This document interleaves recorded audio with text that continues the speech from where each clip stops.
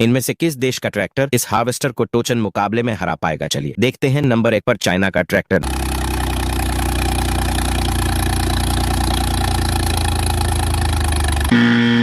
number 2 पर पाकिस्तान का tractor,